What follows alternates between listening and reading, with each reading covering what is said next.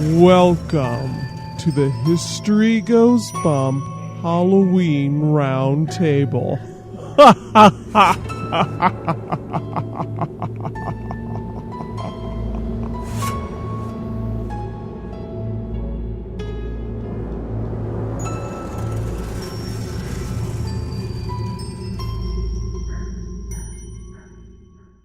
Hello, you spooktacular people. Welcome to the Halloween Roundtable. I am your host, Diane. And this is Denise. And we are so glad to have you with us. And we have 4 special guests joining us today. I think you're going to absolutely love these people. First, we have Patrick Keller, who I know a lot of you know, not just because you're listeners of his Big Seance Podcast, but because we've had Patrick on the show when we did our Myrtle's Plantation podcast. How are you, Patrick? I'm excited to be here at my first roundtable experience. You know, it's a good thing we're sitting at a round table because a square table would be very uncomfortable. It would, but your table that you supplied for us this evening is fabulous. Thank you. Thank you for being here. We greatly appreciate having you here. We also have Dan Foytik, who a lot of you know from the Ninth Story Studios, Ninth Story Podcast. He also is host over at the Wicked Library. And as we like to say, he's the keeper of Victoria, who a lot of our listeners should be very familiar with because she pops up on the podcast all the time. How are you, Dan? I'm good, but I think that it's actually the other way around. Victoria keeps me, so. That could be. Yes, Miss Victoria, mind of her own. That's correct. She's very excited because her new show starts later this month. So. Oh, I bet she can't wait. We have Philip Childers of the Hateful Dead Podcast. How are you, Phil? I'm doing great. Thanks for having me on tonight. We are very happy to have you. And finally, we have Jeanette Andromeda, and she is over at horrormade.com. How are you, Jeanette? Great. I made it through the time warp, and I finally arrived at the right moment in the universe. It's a little inside joke. Jeanette was... She kept signing in and telling us, I'm here. We're like, no, we're not. She kept giving us all heart attacks going, is it tonight? Oh my God, I'm not ready. I'm online. I'm ready. I'm waiting So whenever you want to call. And Diane's like, crap, wait, no, that's tomorrow. Well, the reason that we have each of these individuals on with us is because I felt not only have these people been very supportive of our podcast, and not only are they big fans of Halloween and the horror genre, but I think they each have a unique aspect when it comes to horror or scary stuff or Halloween. When you've got Philip Childers, as we talked about, he has the Hateful Dead Podcast. This is a guy who knows all about movies, particularly the scary kind of movies. So I felt like you kind of embrace that part of Halloween because when it comes to Halloween, people want to watch scary movies. Oh, definitely. You've got Patrick Keller, who is basically, I would say your specialty, Patrick, is afterlife communication. And so you've got the guy who goes with the ghosts perfectly.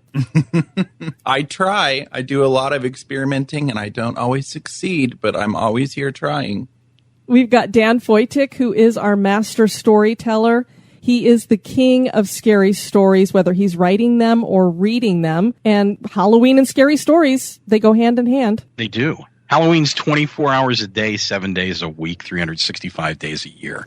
That's how it is for all of us, isn't it? Well, That's right. And actually, scary stories are very much a part of Christmas, which we just learned last year. So Halloween into Christmas, you're right there, besides the other 365 days. Yeah. M.R. James you must be talking about. Indeed. She's going, I have no idea who M.R. James is, but sure. I just go with the flow. Just nod your head and say yes. Yes, dear. Yes, dear. And then we have Jeanette Andromeda. And Jeanette, I really feel like your focus is a lot on crafts, arts, those kind of things that represent horror, whether it's in the drawing.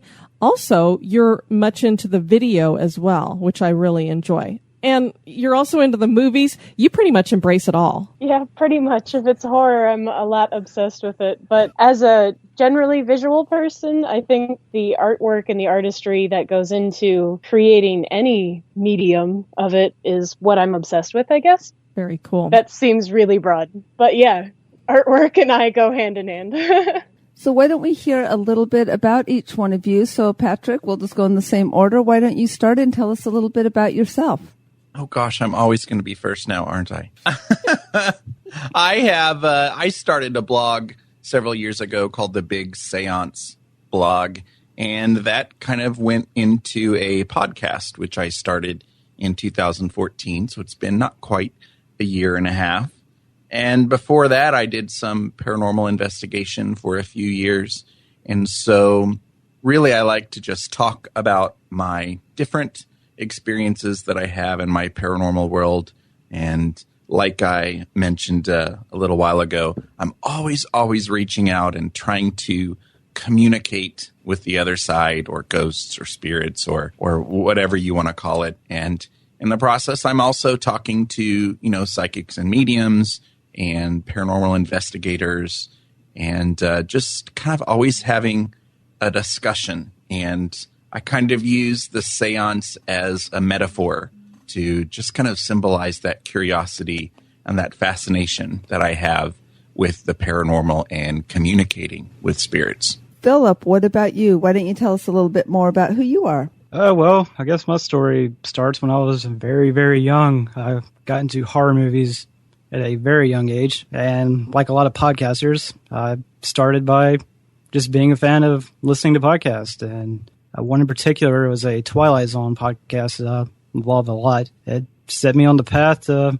recording my own thing. Very cool. How long have you been doing your podcast? Oh, well, we did Cinema Inferior for a year, and we've just started the Hateful Dead just a few months ago, so it's still pretty new.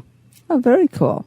You covered all of the Fear the Walking Dead episodes. Oh, yes, we just finished Fear the Walking Dead. We actually released our first episode covering season 6 of The Walking Dead today. Ash vs. Evil Dead we're going to cover. It starts on Halloween, and we're going to be doing 2 episodes a week then for a good little bit. Wow. Yeah, it's rough. You would love our little nephew who's getting here tomorrow. We call him Creepy, Little Creepy, and he is obsessed with zombies. That's what he wants to be when he grows up. He imitates them very well. Yeah, we didn't know because I'm like, you don't let him watch that when he was 2. His favorite movie was The Nightmare Before Christmas. And so when he was 2, he would all of a sudden, they would say, zombie, zombie, wake up. And all of a sudden his eyes would roll back and he'd start gnashing his teeth and coming after you. He'd say stuff about The Walking Dead. And we're like, you don't let him watch that, do you? And they're like, no, that's when he goes to bed. That's why he knows when it is. And then when we finally saw it for the first time, we're like, no, he may have never seen it, but he has heard it because he can imitate those zombies to the T. That's awesome. Yeah. Dan, why don't you tell us a little bit about you?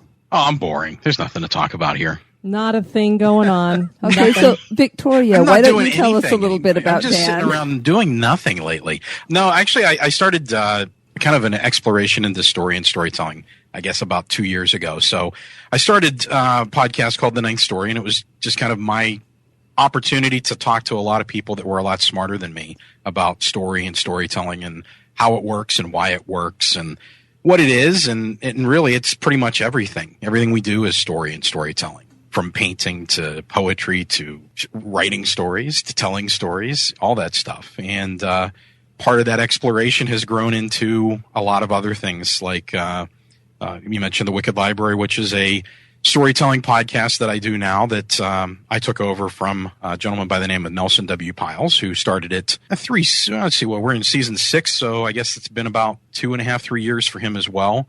And that's basically where we promote writers of independent horror fiction. So we give a dramatic reading to a short story and add music to it and make it fun. Get to do some mainstream authors as well. So we did Neil Gaiman and recently did Owl Going Back, and he's done Craig Spector and Bev Vincent and a bunch of other people. Speaking of the Twilight Zone, I'm actually starting up a new little podcast. It's a story podcast focused on Victoria, who's a character that I created herself and allowed me to write about her. That's going to be starting up the end of this month with a Halloween episode, and then we're going to break into season 1 coming November. Our illustrious host Diane here is actually going to be submitting a story, and so is Jeanette. So it's going to be a lot of fun. We have, I think, 13 authors, 4 composers that are composing custom music, and a bunch of artists that are involved. So it's going to be really fun. I definitely like the number of authors. She loves that 13. 13. That's correct. Good number. And then last but not least, Jeanette, why don't you tell us a little bit about yourself? I have a weird background. Oh, the rest of us are normal. When I got started, I was in theater, actually, and I wanted to be an actor and a playwright. And then I ended up doing set design and costume design. And then I started doing film as a production designer. And now I'm kind of going back into my I want to be a little bit more collaborative with my story writing and my actual just straight up art rather than art for a purpose, which is why I'm now working with Victoria's Lift and like all of these poets and all sorts of people. So horrormade.com is kind of like my way of getting back to my artistic roots in a way. Okay, very cool. The really cool thing, too, is I know Jeanette and Patrick and myself are all taphophiles. Denise, you're pretty much a taphophile, too. You like going through cemeteries. Oh, yeah, I like cemeteries. I'm like, what's a taphophile? I knew you were looking at me strangely like, what is that? And I'm not what one of those. What are you calling me? Well, why don't we go in the opposite direction since we are a show that's about ghosts and such. I wanted to know if any of you've had a paranormal experience. So we're going to start with you first, Jeanette. Have you ever had anything strange and unexplained happen to you?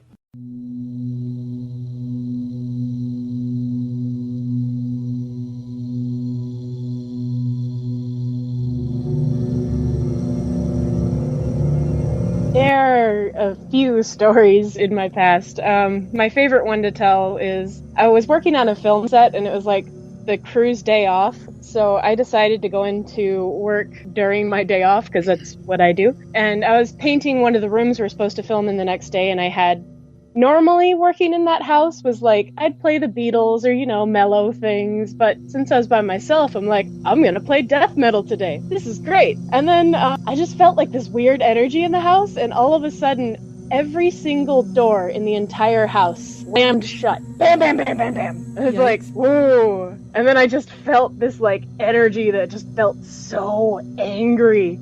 And then I turned my iPad back to Beatles. And then the energy just kind of went, oh, well, that was just John Lennon. I'll just listen to 70s. And then I did. All you need is love, you know. Yeah. It really was not happy with my angry music. Wow. So they didn't like your choices. Yeah, what I found out after working at that place was the whole town was convinced it was haunted. And I found this out from a person at the town bar, and they're like, oh, let me tell you the story. I'm like, yes, please.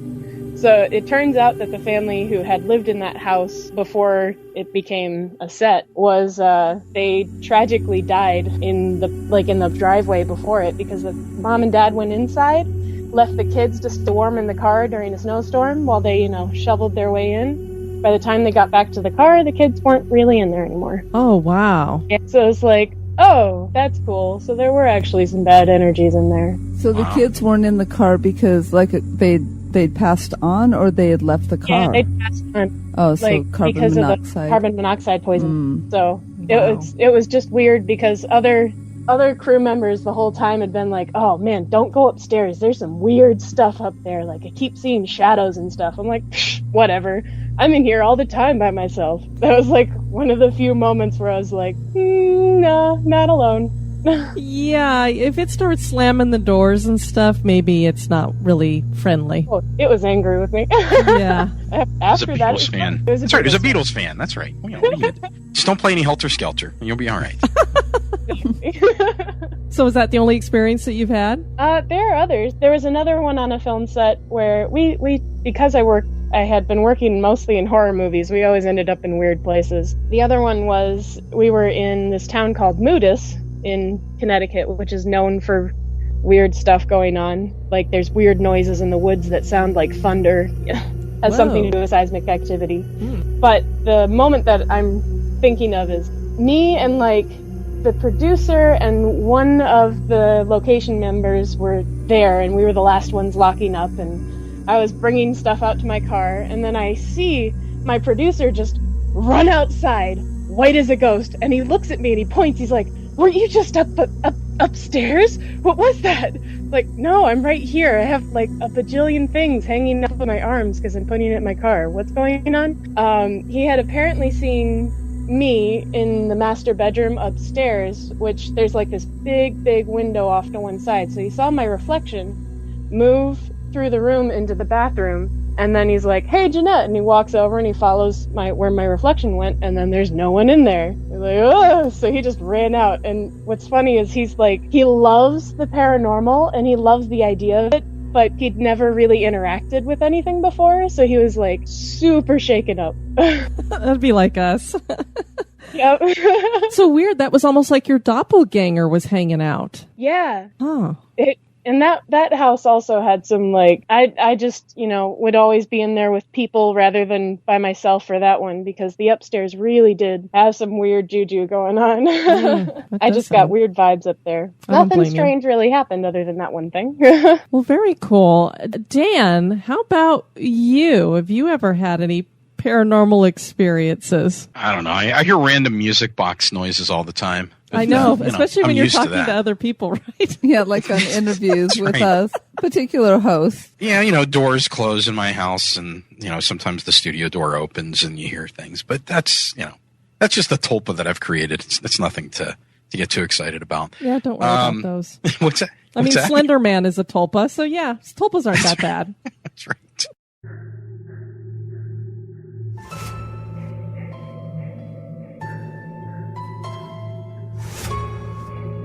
I think the one that I remember the most was when I was probably about 6 years old or so. We lived in a duplex. My grandparents, my grandmother and my aunt lived next door, and I lived with my parents. And there was this one night where I was going downstairs because I would go downstairs to get water sometimes. And I got to the top of the stairs and went to go downstairs, and there was this guy standing down at the bottom of the stairs that was red, glowing red. I remember that. But other than that, looked like a normal guy. And I got to the top of the steps, and he's like, you need to go back to bed. And I'm like, okay. And I don't know why. It was like one of those surreal experiences where I should have freaked out, but it was just, all right. So I went back to bed. Next morning, I got up and everything was fine.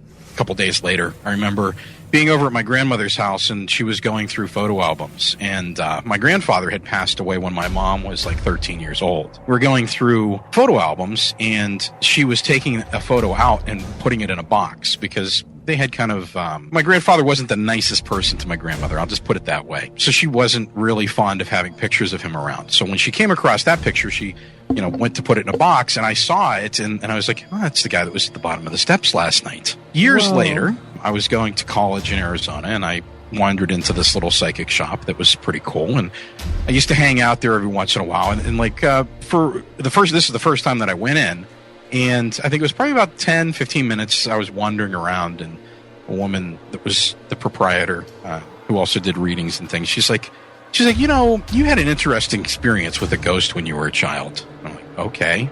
I hadn't thought about this for years, hadn't really ever told anybody about it. She's like, yeah, you saw a red spirit when you were a child because he was trying to warn you that you weren't supposed to go down those steps because you could have fallen and hurt yourself. And I do remember weeks later, my dad fixing those stairs because there was a step that was loose and he was carrying something up and he slipped on it and it popped open and he was in there fixing it. So that's probably my one interesting experience that I can recall. I would say that's pretty interesting. Full-bodied apparition talking to you. just kind of interesting. Holy cow. You gotta go back to bed there, kid. You're gonna hurt yourself. Don't you slip down them steps. Wow. I would have peed my pants. I wouldn't have been worrying about the steps. It's weird because, if that happened to me today, I'd be freaked out. And it was just I don't know, it was a very strange experience where everything around me was very surreal. It was kind of dreamlike, but I don't know. I attest that it wasn't a dream because I remember it as well as I do anything from my childhood, like going to the park and feeding the ducks and walking to the grocery store. I mean, it was like one of those experiences where it felt very solid, but very detached in a way. Well, and it coincides with your dad fixing the stairs, so how would you know about that?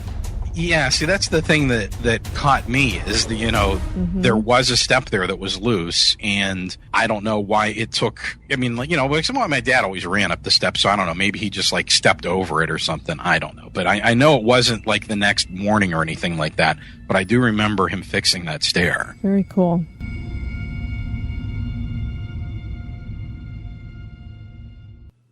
How about you, Phil? Have you had any paranormal experiences? I know earlier, or was it yesterday, you were mentioning that you've had some sleep paralysis. That's fun.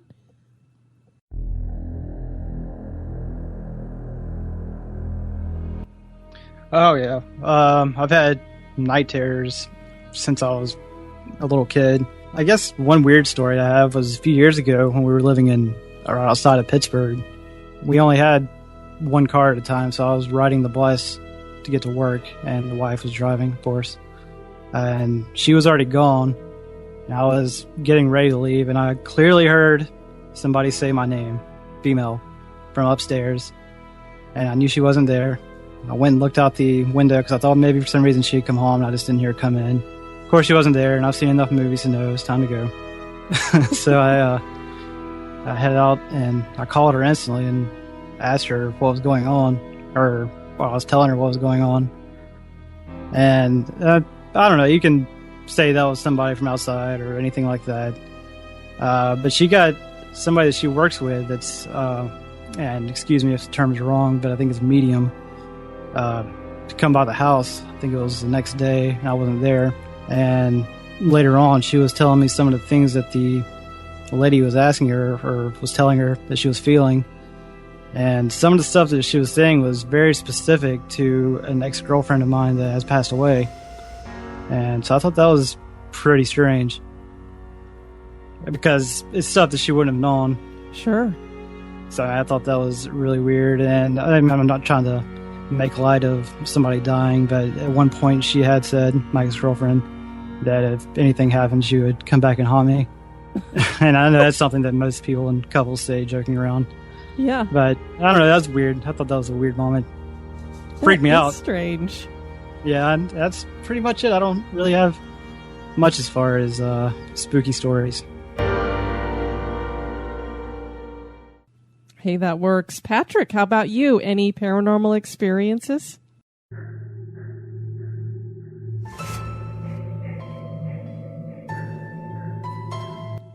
Well, I have often been in situations where you think you feel the presence of someone with you. And that I think is just because I purposely place myself in those situations so often. But you would think I had more truly paranormal experiences, and I don't. But I do have a couple that I usually talk about. One of them is kind of, you just mentioned sleep paralysis. I guess it could possibly be some kind of situation like that.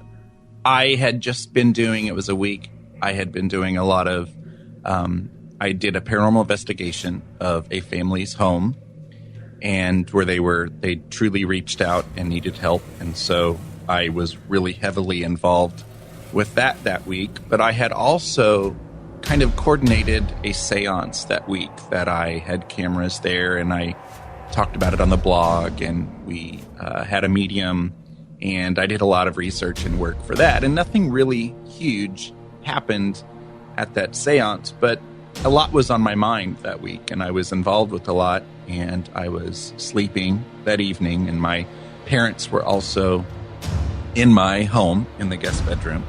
And so I was conscious of there being other people in the house. And I had woken up in the middle of the night with this, and this has only happened like twice ever, with just really, really, really cold feeling. And my heart began racing. And I don't ever get these experiences at all, but I just knew and could tell that something was there. And I was kind of fearful. And I remember that I was laying on my left side, and suddenly a hand grabbed my shoulder over the side of the bed. I was on the right side of the bed, so the other side of my shoulder was, the drop off of the bed. And I was grabbed, and I instinctively reached for the hand.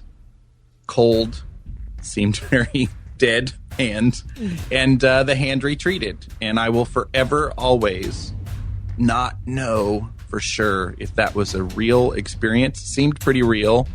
Don't think I was asleep, because I remember waking up and having those feelings. And being kind of an investigator type person, I did grab my phone, and I didn't want to scream or yell because I knew people were in my house, but I did grab my phone and start recording, and very softly and quietly asked if anyone was there and what they needed. And, the next day I got nothing. But that was kind of frightening, and it's probably funny how quickly I got over it and just went, and went back to bed. But I did. And I have a few other experiences where, cool experiences, they weren't frightening at all, but I have had probably 3 or 4 different sessions of spirit communication where I'm very confident that I communicated with the spirit doing rapping, like on the walls and in the ceiling. And I have some recordings of those things. And I've always called him my rapper. I don't know who it was, but whoever it was helping me out for a couple of sessions. It was pretty cool.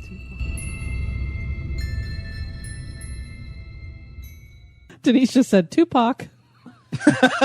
You said rapper. I mean, might have been. Biggie Smalls. Isn't that what was South Park episode? And they had to say Biggie Smalls 3 times and he'd appear. Well, I know nothing about rappers, so if this person is a rapper, they could probably find somebody way cooler to go communicate with.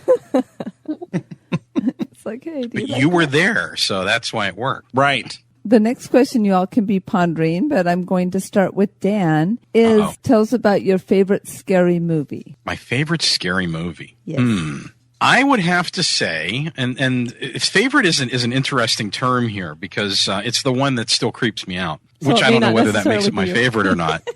But it is part of the inspiration for me creating Victoria, and that is the 2 little twins from The Shining, which is nowhere near as good as or as creepy as the book, obviously. When I was, I don't know, maybe 8 or 9 years old, we still had drive-ins here in Pittsburgh, and my parents would take us to the drive-in. There was they would play the kids' feature first, and then the kids would go to sleep, and then they would watch, whatever the adults were going to watch. In this case, it was The Shining. And I wasn't quite asleep. And so I remember kind of waking up and watching the movie and being interested because the character's name was Danny. And that's what I was called when I was a child. And, when I started really getting interested in it was when the 2 twins showed up and, offered to play with Danny forever. And that creeped me out. I carried that for a long time. And every time I see the movie, that scene still gives me the chills. There's a lot scarier movies that I've seen since then, but that one just sticks with me. So I guess that's probably the answer to the question. Great movie. I've actually seen that one, everybody. So just for the record. Denise is not a big scary movie fan, but I do force her to do it occasionally. Well, we had to laugh. We had a taekwondo camp up in Estes Park. When was that? 2 years ago? About a year and a half ago. And so Grandmaster Seraph made a mandatory movie night. She thought it'd be cool to see The Shining since we were in Estes Park, which is where the Stanley Hotel is. And she totally forgot, how scary and about the nudity and all the blood. And she was, making it mandatory for all the kids to go. I'm like, great, we're going to have nightmares all week. This will be good. She goes, oh, my gosh, I forgot how bad this movie is. So it was just kind of funny. Anyway, so let's go ahead and same question, moving on to Patrick. Well, I'm more into, spooky movies more than, scary movies. But I do have a few, and they usually go back to either childhood or college for me. I don't know why. Kind of scary movies, but they're not really impressive. They're kind of more funny now. But growing up, I was obsessed with Freddy Krueger. And so I even had a lot of Freddy Krueger nightmares, but I loved sneaking away to my cousin's house because I know I could get away with it and watch Freddy Krueger movies. Now I just watch them now and I laugh, but that's the first scary movie that I remember liking. Nowadays, it's old black and white movies that I find, and I have a few movies the last couple of years, like The Uninvited, The Innocents, and some of those older movies that I like. The other kind of scary movie that's really cheesy and probably embarrassing is every year I watch Halloween H2O, which is probably on many worst movies lists, but that's from 1998. Love that one. Well, it's got Jamie Lee Curtis in it, so that's good to me. Yeah, and it has forever changed the meaning of the Chordettes' Mr. Sandman for me. That's a Halloween song for me.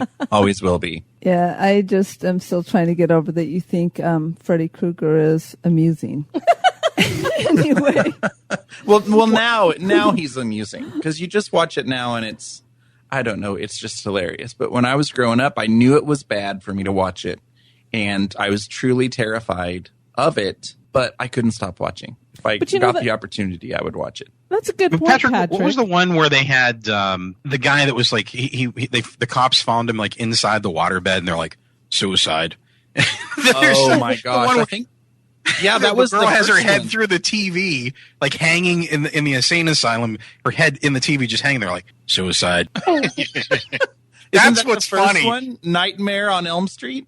I thought it was like the second one or something. I know there was the Dream Warriors one where the girl was addicted to heroin and she had all these little tiny mouths that showed up on that, like that type of stuff. I can see where that's funny because you look back at it and you're like, that's just hilarious. Like when Freddy like takes them all on the bus and he's driving away, and it's obviously like a toy bus, like bouncing around and like it was made in, the early 1900s, and it's just funny. Well, and the jokes he makes, when we're little kids and he's got the knife fingers, we're sitting there going, oh my God, he's going to kill somebody and I'm terrified. Now you're an adult and you're like, he is hilarious. He's They're got almost a worse sick than mind. Schwarzenegger lines, Stick it out. Exactly. You all and the cute little striped shirt. I mean, come on. It's adorable. Okay, y'all are just a little bit warped, but that's why we love ya. Okay, so Philip, same question. Do you have a scary or spooky movie that you like or that is memorable for you? Oh gosh, I have many. I was going to say he's got a list, I'm sure. But I guess I'd say my favorite, and it's the one that traumatized me when I was a kid, very young, and it's the reason I'm doing podcasts now, like I said earlier. It's the original Friday the 13th from 1980. I'd never heard of Jason or anything, and he's only in the first movie for a couple of seconds, but it frightened me so much that instantly threw me into the world of horror, even at such a young age. And as far as a movie that's still scary now, I went back and watched this recently. It was Stephen King's Pet Sematary. Has a couple of pretty spooky scenes in it. I remember that 6th grade party. That was fun. Anything with a little child. It's funny that you said that, Phil, because I was having a back and forth with a girl on Twitter today about this movie, and I was just saying, a 3-year-old with a scalpel is terrifying, especially when it's like, mommy. Oh yeah, that was scary. The part for me was the sister flashbacks. I think it was her sister, if I remember right. Yes. That scares me now. It really creeps me out. Yeah, evil with children is a very creepy mixture. Fourth, let's go ahead. Jeanette, what favorite scary movie do you have? There are a lot of them. Nightmare on Elm Street is definitely one of the ones that pops up in my head first. My guilty almost every year pleasure is Hocus Pocus. Yes, that's on my list, definitely. I can do that one. You would love the stage show that they've been doing for Mickey's Not So Scary Halloween Party. It's based on Hocus Pocus. They have the sisters out there and they're doing their brew and bringing up all the villains to help them. It's very cute. The Disney villains with this. I would love that. It's a great show. So that'd be so freaking cool. Well, all of us obviously are people who like to be scared, and the listeners of the History Goes Bump podcast enjoy a scare as well. So I thought it would be interesting to ask each of you your theories about why people like to be scared. And why don't we go ahead and start with you first, Phil? Oh, well, I think it's just an adrenaline thing. I mean, it can be as small as some of these newer horror movies with, they depend on jump scares and people go see that. Or it could be riding a roller coaster, or one of these people that likes to go up into airplanes and jump out for fun. It's all about adrenaline, I believe. That's pretty much all I can think of. All right. That sounds like a great answer to me. How about you, Jeanette? Why do you think it is that people like to be scared? I do agree with the adrenaline rush thing, because I think that is the main thing people get out of it. On a slightly different level, I feel like it just adds something to your everyday life, because mostly we feel like we're safe most of the time. Most of us do anyway. We go places, we work, we come home, and occasionally something dramatic will happen in our lives, but for the most part, it's kind of this monotonous existence. So horror allows you to be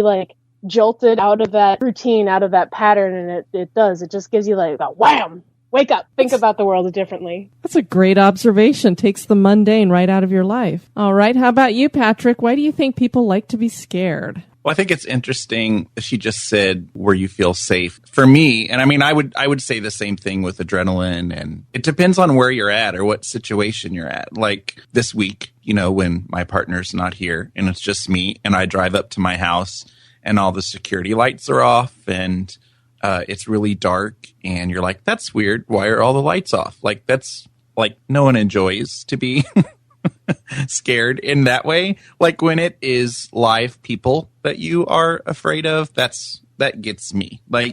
I don't enjoy being like in a room or walking through a house in the dark when you think that there could be like for real people hiding and scaring you. But in a place where it might be a ghost, or in a place where I know I'm going to be scared, like a amusement haunted house or something, completely different. Love that. How about you, Dan? Obviously, you're the expert at scaring people with a story. So what is it why do people enjoy that? Well, it's an interesting question. I actually just submitted an article to Jeanette for her blog on this topic, mainly focused on images more than story or movie. It's all tied together, though. Sure. I think it's twofold. I think that we have this part of us that goes back thousands of years to when all the trappings of civilization weren't so present around us, and we had a deeper communion kind of with that other side and with the dark things and the things that dwell in the darkness. And we've kind of built up this facade around ourselves, and we've convinced ourselves that we're safe and that things are normal, and it's just a surface thing. And I think that there's a part of us that yearns for that, to reconnect with the darker other side. And I think that it's also because as humans, we are creatures of duality. We have the good parts of us, and we also have the darker parts that we try to control. When you're in that situation, I think it puts you kind of in touch with that darker half that gets denied most of the time, and maybe helps you to come to kind of a homeostasis with it, where you can control it better. But I do think it's fun. I mean, there's that aspect too. But I mean, if we're going to go real deep, I think it's ingrained into us to seek out the unknown and to seek out the things that are just below the surface that we've fooled ourselves we're removed from. I liked also the point you were making there, Patrick, about how you don't like, I guess you would say, the real scare. For example, we went to the St. Augustine Lighthouse this weekend, and I'm terribly afraid of heights. And every time we go up the stairs to go up a lighthouse or anything, I just, I'm like hugging the wall and got the adrenaline going. I can feel my knees knocking, the sweat starting to pour. I hate that feeling, but I love to watch scary movies and stuff. So it is fascinating that you kind of break it into two different things. Yeah, I think it just kind of depends on what the situation is, because like when I'm involved in any kind of paranormal type of thing involving spirits or ghosts, it's a different kind of adrenaline. It's not a fear adrenaline. It's kind of an exciting adrenaline. So I guess that would be really different for me. But you would have never known that you were afraid on the top of that lighthouse. You covered it pretty well. And the only reason why I knew it is because you said it. I fake it well. I'm like, okay, I've got the periscope out. I've got to look brave. Okay, we're going to take a picture. I'm going to smile. But did you notice I was the one that was closest to the lighthouse? I did notice that after you talked about how you were afraid. I think it was easier for her in the dark because you couldn't see all the way down. That's true. In the dark, you can't see down the stairs. Like some of the stairs, you couldn't even really see. We just had glow sticks on, and there was really not much lighting at all. Gosh, seems to me like that would make it worse. Yeah, you can't see the things that are after you whenever it's dark. Well, she's not afraid of the dark, though. She's afraid of heights. So see? Yeah. She's afraid of Cirque du Soleil on the steps. Now, if anything had touched me on the stairs, that probably would have been a different story. Then I probably would have been like, ah. Yeah, because she didn't even get afraid when something locked her in the lighthouse. No, but I think at first I didn't. We got locked in the lighthouse and we think it was by a spirit because there's no other way for it to have happened. It only locks from the outside, and the only people who have keys are the staff that were there. And Denise was the last person to go out the door, and she was trying to come back in and couldn't get back in. They locked me out of the lighthouse. So we didn't realize it at first because you're just thinking, open the door. It was unlocked. What's the problem? And you don't really go into a panic or anything. But the minute we all figured out that this guy's the only one who has the keys, how did that happen? Then you're like, well, that was weird. But I don't know. Stuff like that doesn't really scare me. It just it kind of fascinates me, or it's one of those things where you go, huh, that was weird. Yeah. It doesn't scare me. Are you guys afraid of the dark? I am. I'm terribly afraid of the dark. Because I can tell you, even though like ghosts and things don't scare me, I don't know if it's the same. I've investigated an abandoned farmhouse by myself in the dark, completely walked out, thought I was the man, but I was still very afraid of the dark. I think I'll always be afraid of the dark. I am. I like to have either a night light or, another little light on or something when I go to bed. I don't know. I've always have ever since I was a little kid. Yeah, I don't know if I'm afraid of the dark. Like sometimes I get creeped out at night. Like the farmhouse would freak me out because I'd be thinking about like what serial killer might be hanging out. Or what animals are chilling out in an abandoned building. Yeah, sometimes the animals, I guess, depending on what it is. But I get creeped out more by humanity than the animals. That's what I'm saying.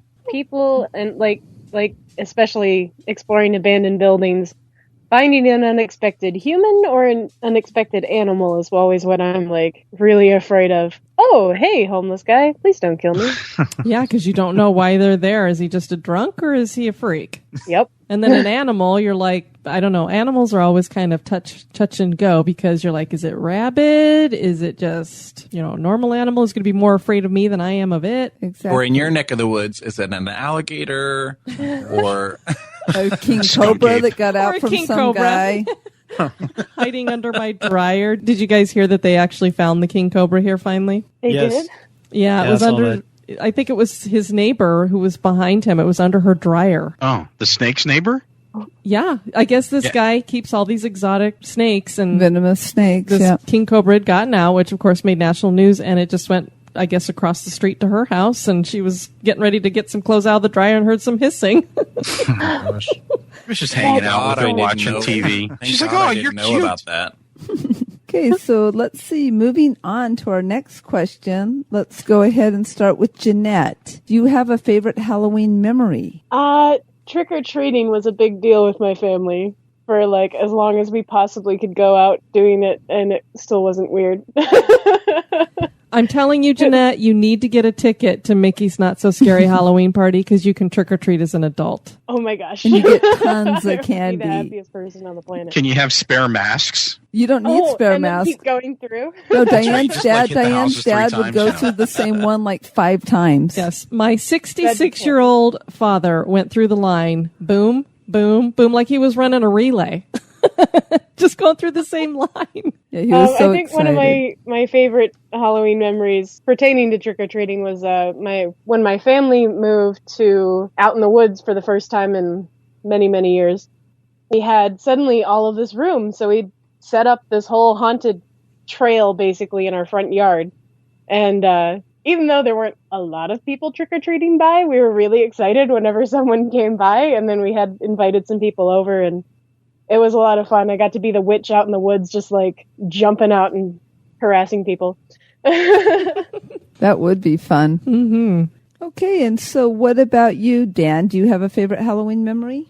A favorite Halloween memory? I guess, wow, there's lots of good Halloween memories because it's always been a fun holiday. It's like Christmas with teeth. I guess that, I stole that from Nelson. I guess that, there's candy, right? There's decorations. It's just scarier. It's That's true. Christmas with teeth. Very true. I guess that there was one Halloween that was kind of fun. I think it was the year after I stopped trick-or-treating. And we used to have, my dad had like this scarecrow. Well, it was stuffed with newspaper, but it was just kind of like this figure that was stuffed, his old clothes stuffed with newspaper, and he had a mask on it, and it would sit on the front porch, and sometimes they'd put like a bowl of candy on it, and other times it was just kind of sitting there, off to the side watching this. The trick-or-treaters would come up and people get a little freaked out, but it had been there for years, and most of the kids were like, oh, that's the dummy sitting over there. So that year I decided that I was going to go inside the dummy. So I put on the clothes and I restuffed it all with newspaper and put the mask on and sat there and waited until they came to the porch. And then I would have fun. It was awesome. People just jumped over walls and ran away, dropped their candy, all that kind of fun stuff. It was fantastic. Oh, geez. Okay, and so let's see. What about you, Patrick? Well, I have a lot of nostalgic memories that I think about with Halloween. I don't necessarily have one memory that sticks out, but I remember it was really big for me, and it still is now. On Halloween, I want to stay home. I want to kind of experience Halloween at home. We didn't live in a big area that did a lot of trick-or-treating, and it was kind of a smaller town. And so for me, my trick-or-treating was like, going to grandma's house and going to the aunt's house and getting your little basket of Halloween goodies. But then I would go home and, we would turn on the radio and hear, Monster Mash and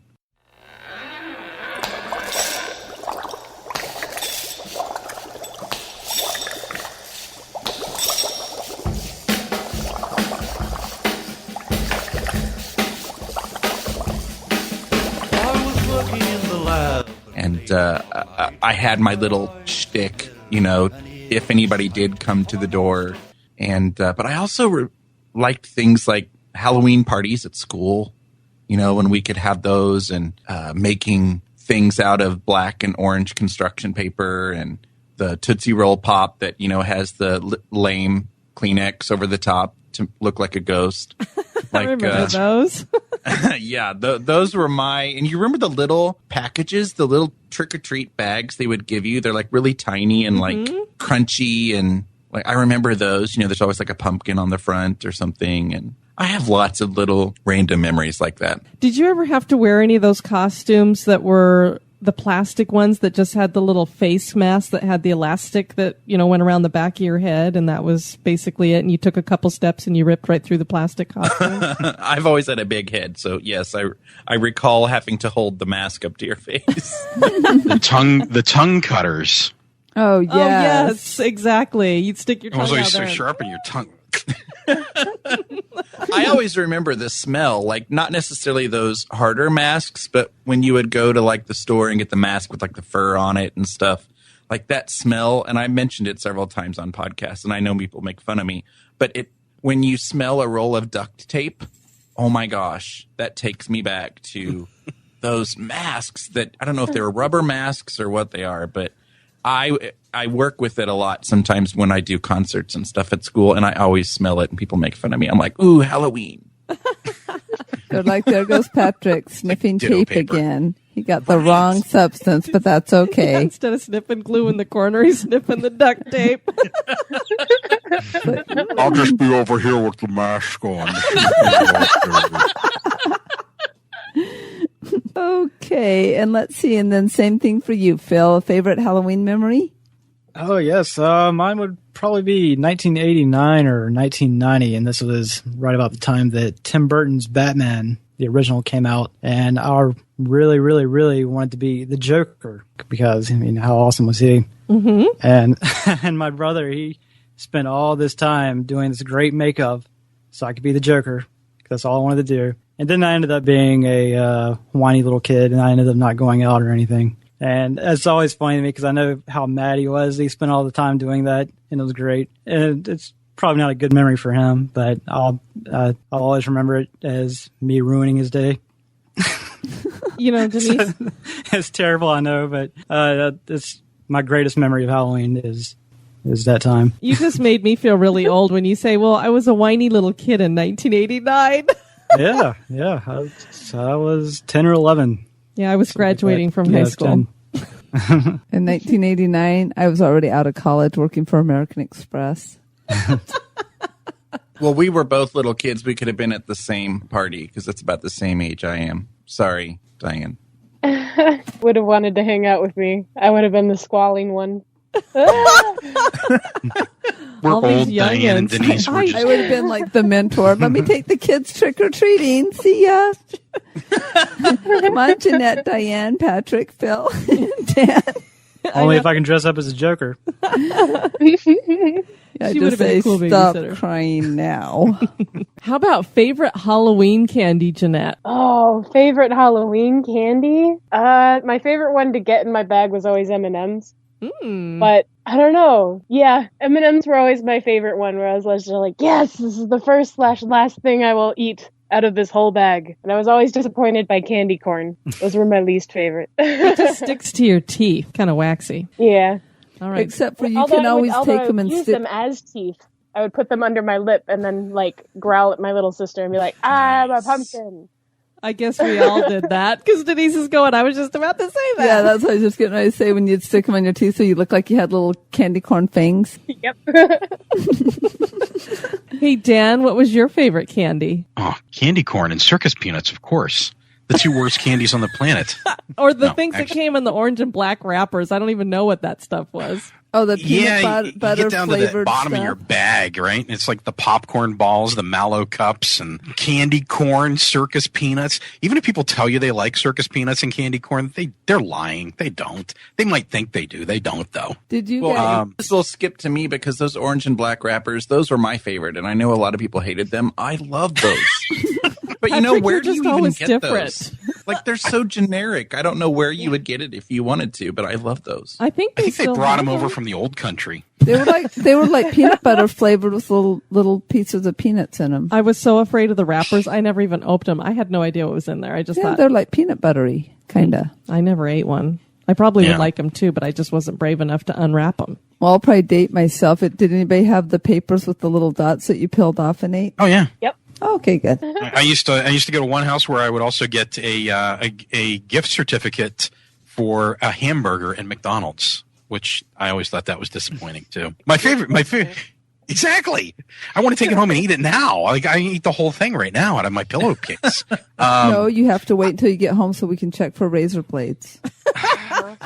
You know, I hate to say this because someone's going to do it, but that was like never really happened. No, it was never a thing. Yeah. Yeah, it was. I mean, you can go on Snopes and they're like, nope. Yeah, one guy But it's a poisoned good his story kid on the and it was news. everybody. I think my favorite was the Reese's Cup. Man, that's like the best candy you can make is the Reese's Cup. Yes. Chocolate and peanut butter. You can't go wrong. That's right. So, Patrick, you're going with the orange and black candies. Were those your favorite, really? I can tell you it's a close favorite because, you know, I also like peanut butter cups as well. Yeah. Chocolate and peanut butter. But I did love those little black and orange candies, whatever they were. The candy that will not be named. I don't think it has a name, does it? It probably does, I'm sure. Maybe I think I found them on a site. I found them on a website a couple of years ago because I looked them up, and I don't remember what company it was. It's not like a well-known company, but it's like, dude, why aren't you? It's 2015. Why aren't you putting logos on your candy? Yeah. It's a scam. It's actually going to be like a circus peanut in there when you get it. Mushed up. It probably was folded over in half or something. That's right. This isn't what I wanted. Hey, Phil, how about you? What's your favorite Halloween candy? Well, I have to go with Dan with Reese's Cups. They're still my favorite candy now. I'm pretty sure they always will be. So that's an easy one. Yeah, I can eat a whole bag of those things in one sitting. It's terrible. Yeah. Terrible. Mm-hmm. I won't admit that I do that since I'm diabetic. Okay, and so this question, if you could be any Disney villain, who would it be and why? And we're going to go ahead and start with, let's go ahead and start with Patrick. This is going to be totally lame for me because I don't resonate with, I am such a sweet, wonderful person. And so I don't know that I can pick one. I can tell you that the first villain that I remember, Disney villain, was the evil queen in Snow White. And does she have a name? The evil queen. I think she's just called the Evil Queen. Just the evil queen. Okay. I remember being kind of frightened of her. And when I think of Disney villain, she's one of the first ones that pops up. So I'd totally rock it and be a queen. Evil queen. Okay. And actually she is, if you've ever seen The Huntsman, have you all seen that movie? She's very evil in that. Mm-hmm. She brings evil to a whole new level. Well, yeah, that's because we go with the unsanitized non-Disney version where it goes back to the original fairy tales, and those original fairy tales were quite dark. Yes, they were. I don't know if you guys listen to the Myth and Legends podcast, but he did like the Little Mermaid, and I was like, oh my God. Queen Elsa isn't quite Queen Elsa, but anyway. Moving right along, let's go ahead and see what Philip has to say, or Phil. Oh, well, first off, you guys are probably going to hate me now because I haven't seen a lot of the classic Disney cartoon movies. Oh no! Oh my God! Mainly because the Lion King sort of ruined Disney for me when I was younger. It had a pretty dark scene I didn't care for. But okay, so from the dark, I'm like, oh my gosh, the Lion King's my all-time favorite. But I'm sorry it ruined you. Sort of messed with my head for a while. Uh-huh. But one that I do love, of course, is Peter Pan. So I have to pick my villain as Captain Hook. That's a good one, too. He's a bad guy. Everybody loves pirates. And I was going to say he's a pirate, so it's perfect. Yeah, and I'm sure the live-action film was also Disney, I'm assuming. And I love that movie. Hook with Robin Williams and Dustin Hoffman as Captain Hook. That was Disney? Mhm. Yeah, I love that movie. And cool. yeah, I watched it a little bit after Robin Williams passed away, and it made it a lot more sad. Mm-hmm. But yeah, I'm going to go with Captain Hook because I love pirates. Perfect. I guess I love terrifying children. I don't know. I think Disney's done the new Pan movie too, right? I'm trying to remember if that's I ours think it is or by not. Disney. I'm almost positive because they've been advertising it during Once Upon a Time, I think. So I think it is. Yeah, that looks good. Okay, and Jeanette, what about you? I would be Ursula. Because she's half fabulous witch and half octopus. It worked. And she's quite the diva. She's fabulous. Also purple. How can you go wrong? Exactly, a purple fabulous villain who's a diva. Perfect. And then Dan, what about you? Mickey Mouse. Mickey Mouse. He's got you all fooled, man. You think he's nice, but he's not. He's the mastermind behind it all. I know he brainwashes people. Denise has been brainwashed for quite a few years now. So yes. Darling, your benefits and my paycheck comes from Mickey Mouse. So he's good. Like I said, she's brainwashed. That's right, you're fired. Behave yourself. I'm signing checks back here. Be quiet now. Now, that Mickey Mouse is terrifying. He's terrifying, man. He is evil. I'm telling you, he is the villain amongst villains. How did he become the He's got villain? you all hoodwinked. I don't think so. Okay. You know what? I had to. Do you remember a movie called The Watcher in the Woods? I It was remember with it. Betty Davis. It was Disney, and I see it now, and I'm thinking it is so random to be Disney. I can't believe it's Disney, but that was, I think it was 1980 or something, and I remember that being a really scary movie that I liked to watch when I was little. I'm gonna have to look that one up, especially if it's got Betty Davis in it. Sounds good. Yeah, and I can't believe that I can say that in my lifetime I, watched a movie with Betty Davis. Are you kidding me? But it's pretty cool. It's dark and spooky and Disney, and it's like out of place Disney. Actually, check it not. out. Disney has a lot of dark things, even from Fantasia, even way back. There's a lot of things. What they're doing in today's day is they're trying to make all the villains into heroes. But back in the day, the villains were villains, and they weren't exactly the nicest people. Well, the Black Cauldron, they won't even show that movie anymore, and it's pretty dark. Well, I think a What's lot that of the new old movie cartoons with? are. Oh Sorry, yeah. No. I was gonna say, well, we can't see each other. It's hard to pick up on the verbal cues, right? I was just gonna say, yeah, it's funny that with the way that works, it really is. Yes. With how the shift between good and evil has turned a lot grayer in Yes. modern society. Mm-hmm. Yeah. Yeah, I I mean, say they're and from ruining what it. I understand, I haven't seen it, but Frozen is supposed to be pretty dark. I don't know, Mhm. which I may watch it if it is dark, because it's one of the things that appeals to me is the moral play that you get with a true fairy tale, and I think that some of that gets lost whenever it's cleaned up and sanitized. I get it; it's for kids, except Lion King, apparently, right? Well, actually, I think Frozen got very cleaned up because the original Ice Queen, who Queen Elsa very is very, very dark, and Elsa's not dark. I don't think the Frozen version's very dark.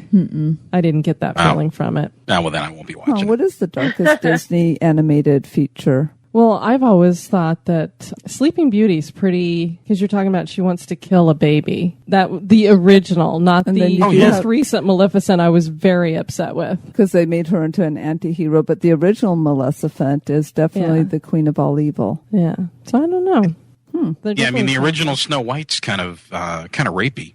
So yeah, there's that one too. That's a little weird. That's true. Anyway, Patrick, I did look up your candy. They're called Mary Jane Peanut Butter Kisses. So Mary Jane. Oh my God. That's what funny. they're called. They're called Mary Jane yeah. Peanut Butter Mary Jane's. Kisses, made with real peanut butter. Why would they call them Mary Jane? That's the name of the company. Necco. Necco makes them. Oh, they're the ones that make those weird little Those chalky wafer things. chalky things. Yeah. Well, you would think if they put Mary Jane on them, more people would buy them. They should do that. I know. You think people would be like, is this Mary Jane? Cool. Did they get this from Colorado? Yep, but that, Take advantage of that. and you can Mary get Jane candies are still made with that fresh peanut butter taste and a hit of molasses. And it's something a little extra that, well, you know what it is, kids.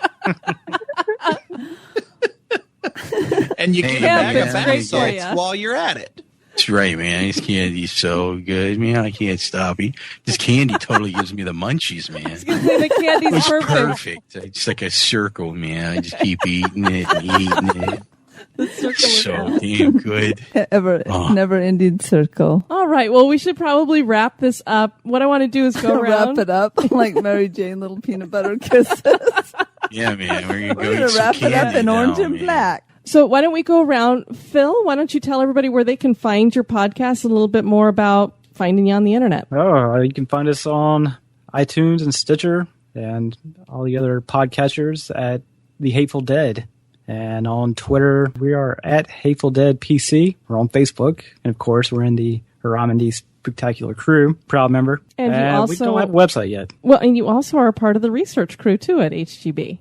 Yes, indeed. And once again, thanks for inviting me along for that, too. Well, thank you for being on with us this evening. Patrick, where can people find you? Well, the podcast is the Big Seance Podcast, and it's on all the same places, iTunes, Stitcher, TuneIn. Website is bigseance.com. I'm on Twitter at Big Seance. I'm on Facebook too. And yeah, Big Seance Podcast. Dan, where can people find you? And can you tell us again the start date for the lift? If I give you all my links, I'm going to put people to sleep. So I'm just going to give you a couple. The two podcasts that are probably the most prominent right now are The Wicked Library, which is thewickedlibrary.com and at Wicked Library, and The Lift, which is victoriaslift.com and at victoriaslift. And we're going to be doing a Halloween special October 30th. And then we're going to get into the first episode of season 1, November the 13th, which is Friday the 13th in November. Awesome. Perfect. Jeanette, where can everybody find you? The main place I call home is horrormade.com. And you can tweet at me at horror_made. Those are the two main places. I'm many other places, but those are my usual haunts. Oh, I love how she said her usual haunts. Well, thank you to all I see what of you did there. That's good. That's great, isn't it? Exaggerated wink. It's clever. Very clever. Well, thank you all of you for joining us on this show. Thank you so much. Thank you. Yeah, thanks for having us. Thanks a lot. It's been great. Well, you guys have a very happy Halloween. And of course, we'll be seeing you around the Twitterverse and Facebook and all that good stuff. And thank you so much for the support you've been giving our show. We greatly appreciate it. Oh, absolutely. This was fun. I was excited to be involved, so thank you. Well, before we close out the show, we do want to welcome some new people to the Spooktacular crew. We want to welcome Tammy and Alexandra. Thanks so much for joining us at the Spooktacular crew. We want to thank you guys for listening to this one. You take care now. Bye-bye.